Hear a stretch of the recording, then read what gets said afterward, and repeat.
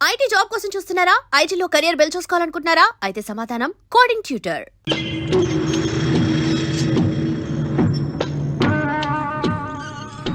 ఏమండి అటు చూడండి.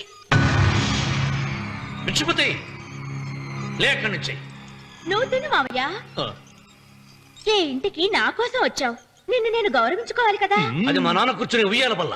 ఆహా, రేపు ఆయన చచ్చిపోతే ఎవరు కూర్చుంటారు? ఆయన బూడిద పోసి పెడతారా? సులోచన లేడు, ఎందుకు అలా అరుస్తారు?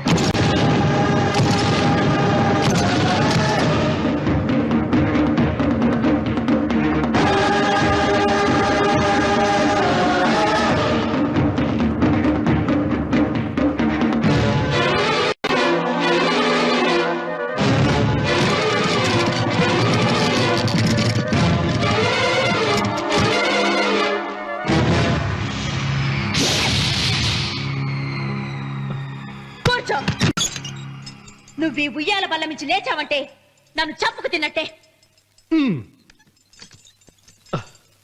అన్వర్,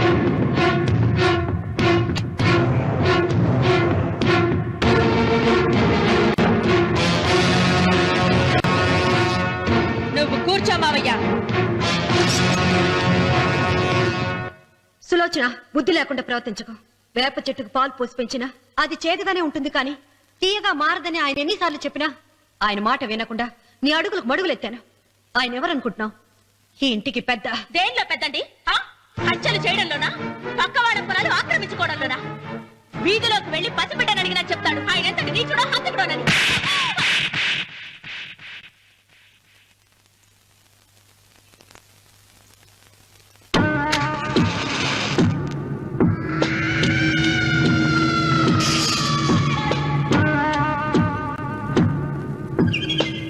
అమ్మా, నువ్వెన్నైనా చెప్పు, నా భార్య మీద చేయి చేసుకోవడం నేను సహించలేను. రఘు, అన్నయ్య నీ భార్య మీద చేయి చేసుకోవడం తప్పే, కానీ దానికోసం వాటాలు పంచమని చెప్పడం న్యాయం కాదురా.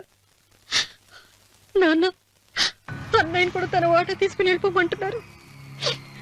కావాలంటే నేను నీ భార్య కాళ్ళు పట్టుకుని క్షమాపణ చెప్తాను రా. అమ్మమ్మమ్మమ్మమ్మమ్మమ్మమ్మమ్మ, నేను 100 సార్లు మీ కాళ్ళు పట్టుకుంటాను. మా బతికేదో మమ్మల్ని బతకనివ్వండి. ఏంటి నించున్నారు? రండి, అక్కడ ఎదురు చూస్తున్నారు. చేసిందంతా చేసి కాళ్ళు పట్టుకుంటుందట. నీ కన్నీళ్లకు రాళ్లు కరుగుతాయి గాని కన్నవాళ్లు కరగరు సీత. సీత, వాళ్ళు చిన్నపిల్లలుగా ఉండేటప్పుడు ఎంత సంతోషంగా ఉండేవాళ్ళం. వాళ్ళు పెరుగుతుంటే ఆ సంతోషం తరిగిపోతూ ఉంటుంది. వాళ్ళు మన భుజం దాటి పెరిగాక ఇక గడప దాటి ఎప్పుడు వెళ్ళిపోతారా అని ఎదురు చూడటమే మన పని. బాధపడ.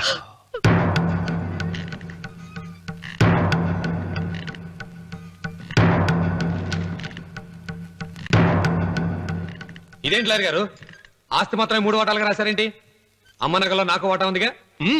ఆ నగల గురించి కూడా దీంట్లో రాయండి.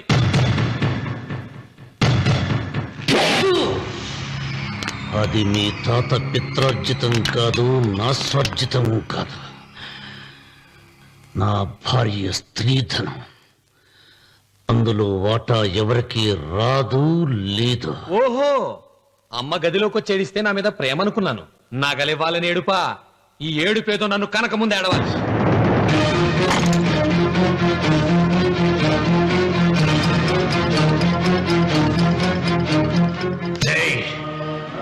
నీ అమ్మను ఎంత మాట అన్నావురా?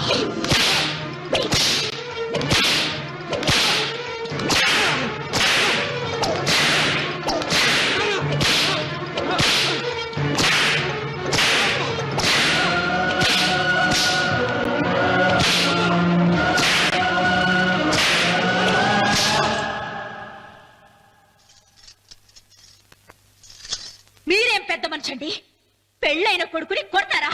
ఆస్తి ఇవ్వడం ఇష్టం లేకపోతే ఇష్టం లేదు అని చెప్పండి. కూలి చేసుకుని బతుకుతాం, లేదా ఆలయం ముందు అడుక్కు తిని బతుకుతాం. ఇప్పుడు ఆయన మీ కొడుకు కాదు, నా మొగుడు. నా మొగుడిని కొట్టే హక్కు మీకు లేదు.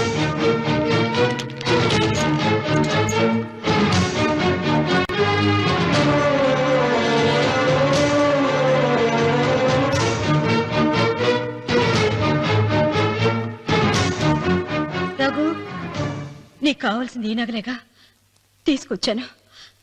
తీసుకోరా. వద్దమ్మా, వద్దు, కాదన్నయ్య. వద్దమ్మా, నా మాట విను. ఒక తల్లి కడుపును పుట్టకపోయినా నన్ను అన్నయ్య అని పిలిచావు.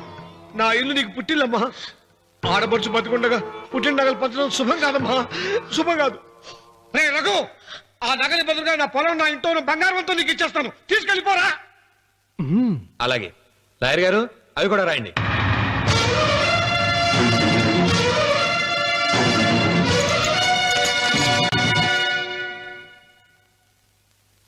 నాన్న, నాకు ఆస్తక్కర్లేదు. నేను మీతోనే ఉంటాను. మరదల్ని కొట్టే సంస్కారం ఉన్న కొడుకుని ఇంట్లో ఉంచుకునే సంస్కారం నాకు లేదు. వెళ్ళిపో.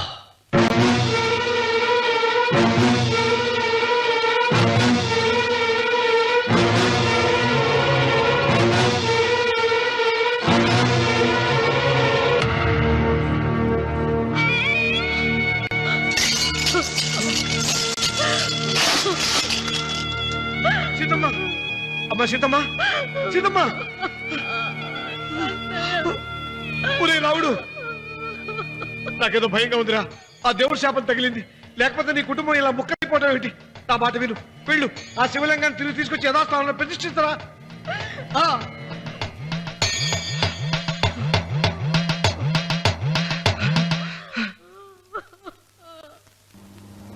ఇదేమిట్రా రావుడు, శివలింగాన్ని తీసుకొస్తానని బయలుదేరి ఆలయం దగ్గర తీసుకొచ్చావేంటి?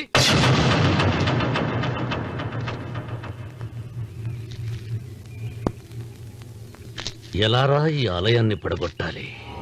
ఎప్పుడురా ఆ సంబశివరావు పొలం నా సొంతం అవుతుంది? వెంకన్న, నా పట్టుదల కోసం నేను ధరించిన ఈ నల్ల చొక్కా ఎప్పుడురా మార్చేది? ప్రతీకారం కోసం ప్రమాణం చేసి వేసుకున్న నా తండ్రి మొలతాడు ఎప్పుడురా నా మెడ నుంచి ఊడిపడుతుంది? వెంకన్న, చెప్పరా, ఆ ఆలయాన్ని పడగొట్టి ఉపాయం చెప్పు. ఇంత జరిగినా కూడా నీ అహంకారం తగలేదురా? నారు పొయ్యకుండా నీరు పెట్టకుండా ఈ ప్రపంచంలో పెరిగేది ఒక్కటే, అహంకారం.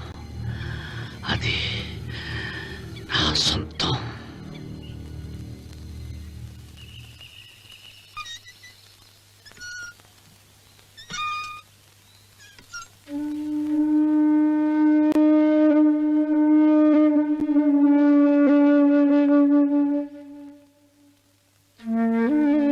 పిల్లలు వెళ్ళిపోయారు,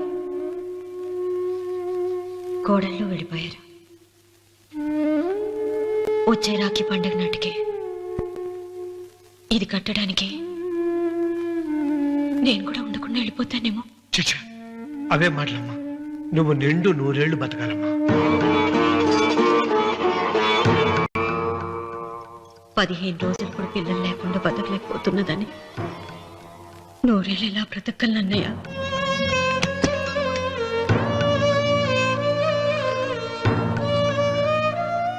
వీటి కోసమేగా మా పిల్లలిద్దరిని ఇంట్లోంచి వెళ్ళగొట్టారు. నేను చనిపోయాక మా ఇద్దరు కోడలికి సమానంగా పంచిపెట్టమని చెప్పు. ఇప్పుడు ఎందుకమ్మా అదంతా? అసలే నీ ఆరోగ్యం బాగలేదు. నన్నెప్పుడు నిండు ముత్తైదుగా చూడాలనేది ఆయన కోరిక. పోయే ముందు ఒక్కసారి నిండుగా అలంకరించుకోవాలని ఉందన్నయ్య.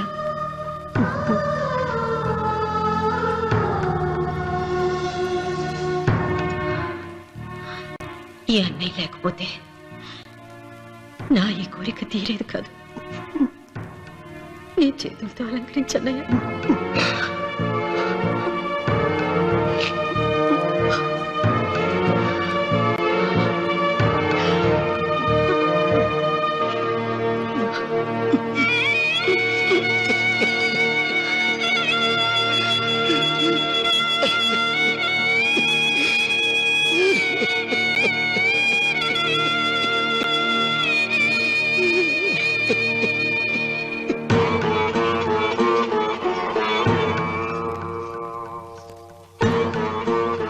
ఏమిటి సీత? వడ్డానం పట్టట్లేదా? సరిగ్గా పెట్టండి. పేరంటానిక? అర్థం ముందు అలంకరించుకుని కూర్చోవడం కంటే ఆడదానికి వేరే పేరంటే ఉంటుంది చెప్పండి. ఏమండి, మీరు ఉత్తమ జాతి స్త్రీ రెండో కోరిక కోరదు అన్నారు. అందుకే మిమ్మల్ని అడగలేకపోయాను. కానీ చనిపోయే ముందు నీ ఆఖరి కోరిక ఏమిటి అని అడుగుతారు. నా ఆఖరి కోరిక ఆ శివలింగాన్ని తీసుకొచ్చి ఇంటి ముందు ప్రతిష్ఠించండి.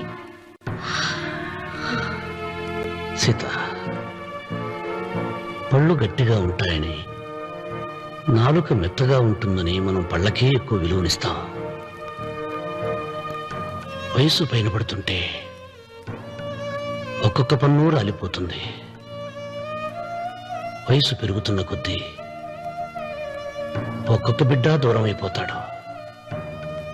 కానీ నాలుక మాత్రం భర్తకు భార్య లాంటిది, భార్యకు భర్త లాంటిది. బ్రతికినంతకాలం తోడుగా ఉంటుంది. బిడ్డలు దూరం అయిపోయారని ఏదోదో మాట్లాడుతున్నా.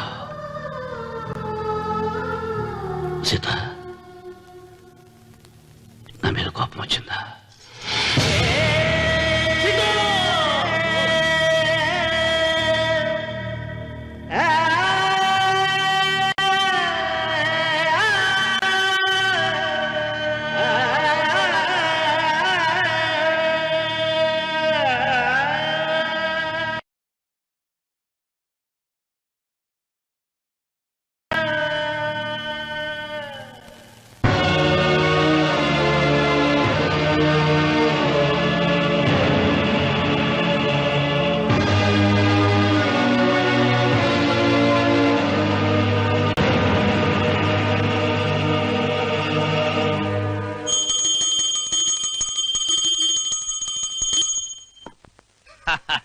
అక్కడ రామన్న చౌదరి చచ్చిన పేళానికి దీపం వెలిగించాడు. ఇక్కడ ఈయన అమ్మూరికి ఆరతి వెలిగించాడు.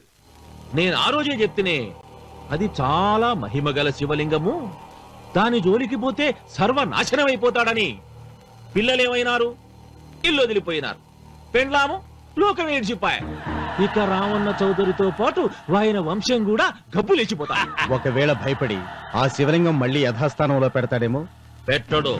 పెట్టాలని ప్రయత్నిస్తే ఎట్లా ఆపాలనో మనం చూసుకుందాం.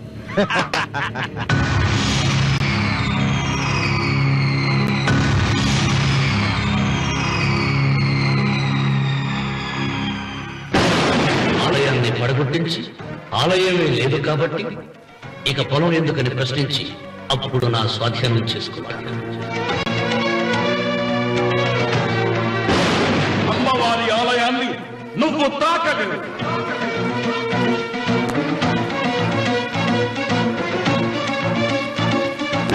ఆ ఆలయాన్ని పడగొట్టట్లేదండి.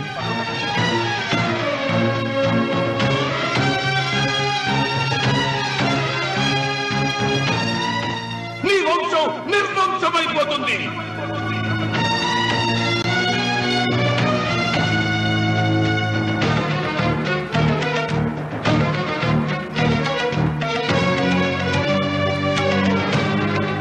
ఆ శివలింగాన్ని తీసుకొచ్చి ఇంటి ముందు ప్రతిష్ఠించండి.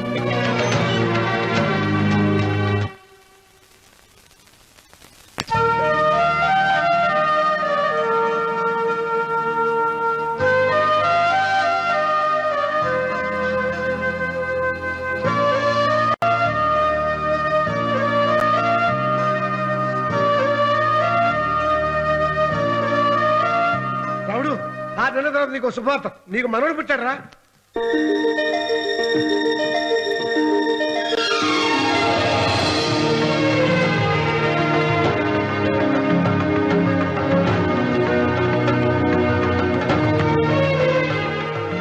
మావయ్య,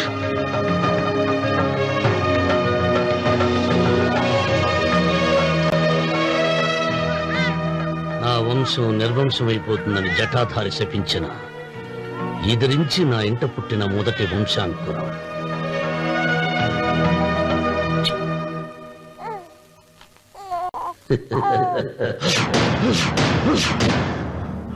నవ్వుతున్నాడు.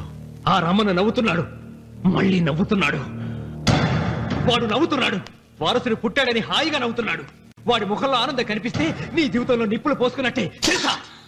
నా అనుమానం 3వ వాట కింద తను ఉంచుకున్న ఆస్తి, అంతస్తు, నగలు అన్ని అన్ని అన్ని ఆ బిడ్డకి రాసిస్తాడు తెలుసా? మొన్న డాక్టర్ పరీక్షించి ఏం చెప్పింది నీకు? పిల్లలు పుట్టే అవకాశం చాలా తక్కువగా ఉంది అని చెప్పలేదు? చెప్పు.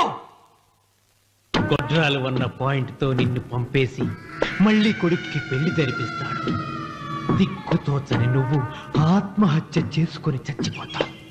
ఇదంతా జరగకుండా ఉండాలంటే నీ తోడికోడలు కన్న బిడ్డని కన్నట్టే చంపేయాలి. ఈ భయాలేవి పెట్టుకోవద్దు. మీ నాన్న గుండెల్లో కత్తి కసా కసా దింపిన కసాయి వాడి మీద పగ తీర్చుకుంటున్నాననుకో, అంతే. బిడ్డ చచ్చిపోతే దిగులుతో రుక్మిణి చచ్చిపోతుంది. ఆమె పోతే ఈ ఇంటికి, ఆ ఇంటికి, అసలింటికి అన్నిట్లో నీదే పెత్తనం. హా!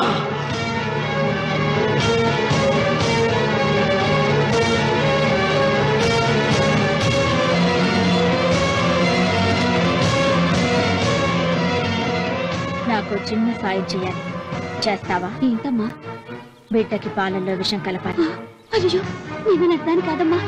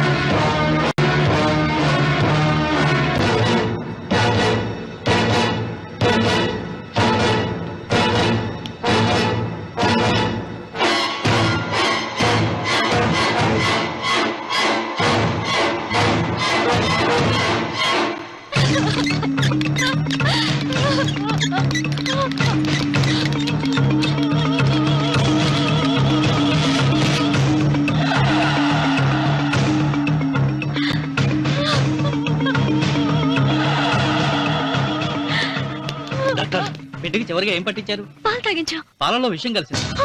Sister, call doctor Reddy. చివరిగా పాలు ఎవరు పట్టించారు?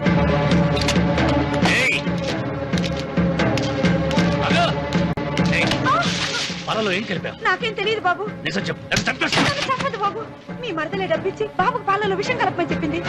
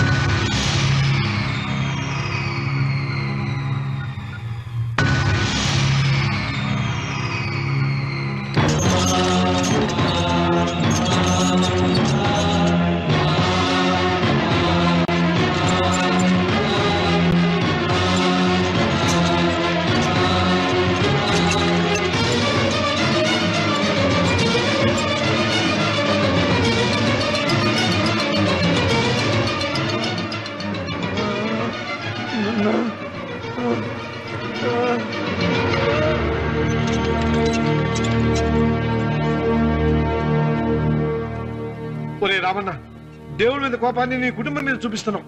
కింద జన్మలో చేసిన పాపం వల్ల నీ తండ్రి అలా అయిపోయాడు, కానీ ఈ జన్మలో చేసిన పుణ్యానికి కాదురా. దేవుణ్ణి చూపించు అన్నావు. నీ కనుపాపంత ఉన్న సూర్యుడినే కన్నెత్తి చూడలేని వాడివి అసలు దేవుణ్ణి ఎక్కడ చూడగలవరా? రామన్న, శాపాన్ని ఎదిరించి పుట్టాడని గర్వపడిన నీ మనవడు ఇప్పుడు చావు బతుకుల్లో ఉన్నాడు రా. గాయపడిన నీ రెండో కొడుకు ఇక్కడ చచ్చిపోతే నీ పెద్ద కొడుకుని ఉరి తీస్తారా?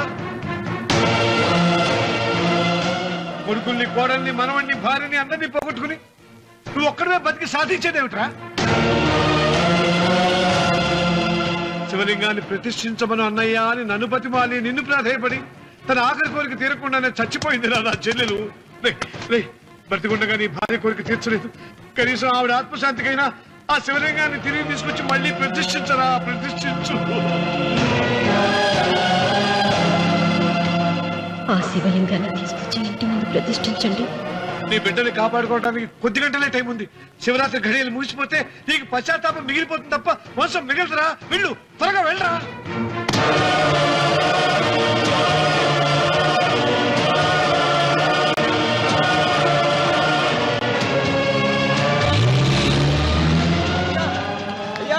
అయ్యా గారు,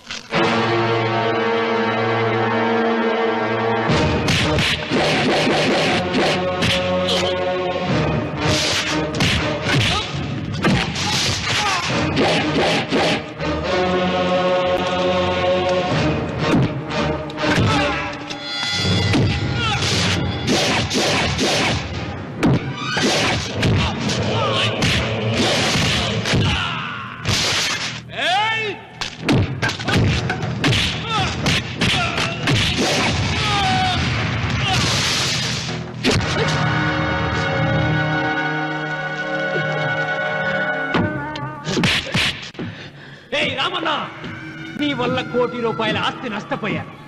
నేను ఇష్టపడిన సీతను నాదానిగా చేసుకోలేకపోయాను. నిన్ను నీ వల్ల 14 ఏళ్ళు శిక్ష అనుభవించాను రా.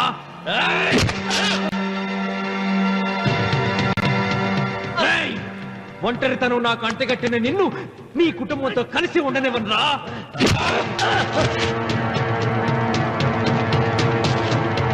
నిన్ను చంపి నా పగ తీర్చుకుంటాను రా.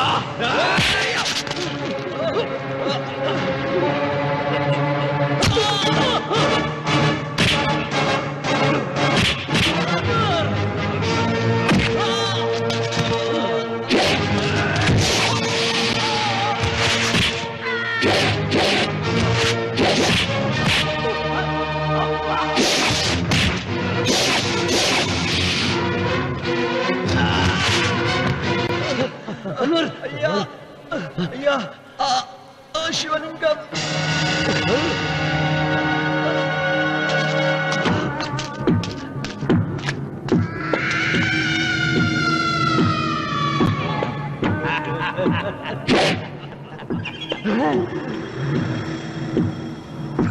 ఏయ్, రాయలసీమ రామన్న చౌదరి, ఇప్పుడు చూస్తా నిన్ను ఏ దేవుడు కాపాడతాడో.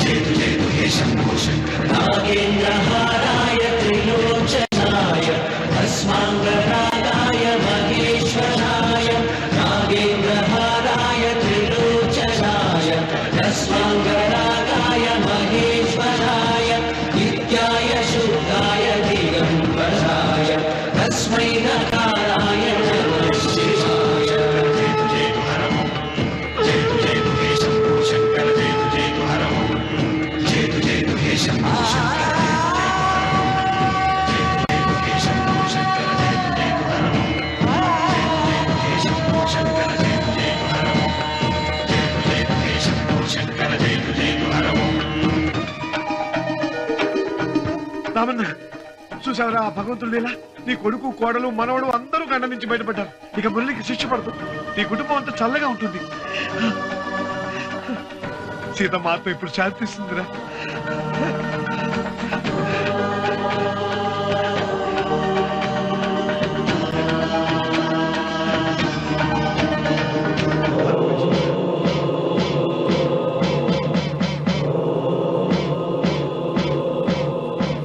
రామన్న రామన్న